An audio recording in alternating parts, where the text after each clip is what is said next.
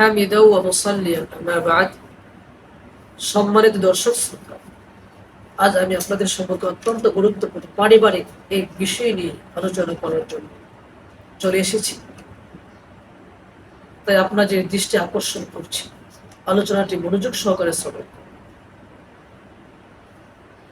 আল্লাহ তাআলা কোরআনে কারিমের মধ্যে একজন স্ত্রী যদি অবাধ্য হয়ে যায়, স্বামীর অবাধ্য হয়ে যায়, তাকে 3 পদ্ধতিতে শুধরানোর জন্য আল্লাহ তাআলা সিস্টেম বলে দিয়েছে।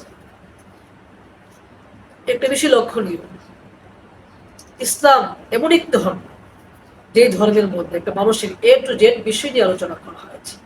পৃথিবীর অন্য কোনো ধর্মে এমন ভাবে বিশ্লেষণ করা হয়নি, যার মাধ্যমে ইসলাম ধর্মের মহত্ব, তার মর্যাদা প্রতীয়মান হয়।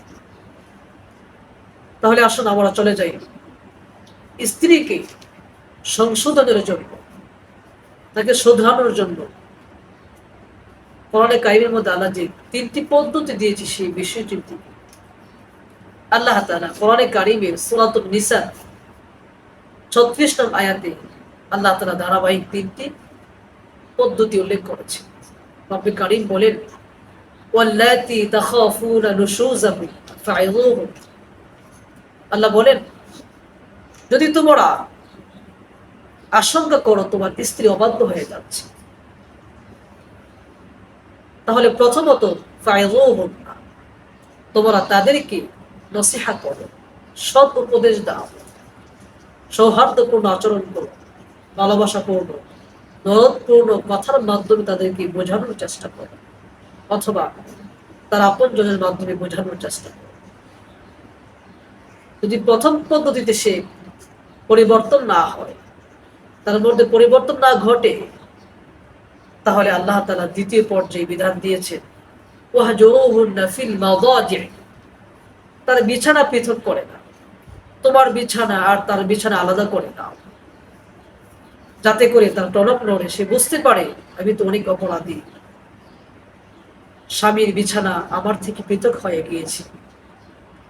যদি সে পরিপূর্ণ জ্ঞানী হয়, মানসিক সুস্থ থাকে, বিছানার পৃথক করা দ্বারা সে অবশ্যই উপলব্ধি করতে পারবে তার অবদ্ধতার বিষয়টি বা তার অন্যায়ের বিষয়টি। যদি বিছানা পৃথক করা দ্বারাও তার মধ্যে পরিবর্তন না ঘটে, তার টনক না নড়ে, আল্লাহ তাআলা দ্বিতীয় নাম্বার বিধান দিয়েছে, অদরিবুহুন্না, তাকে আঘাত করবে।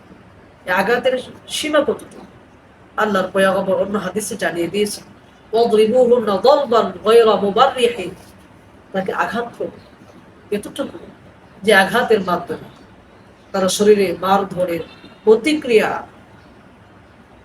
না চলে আসে, যাতে জখম সৃষ্টি না হয়। স্বাভাবিক পর্যায়ের শাসনের অনুমোদন ইসলাম দিয়েছে।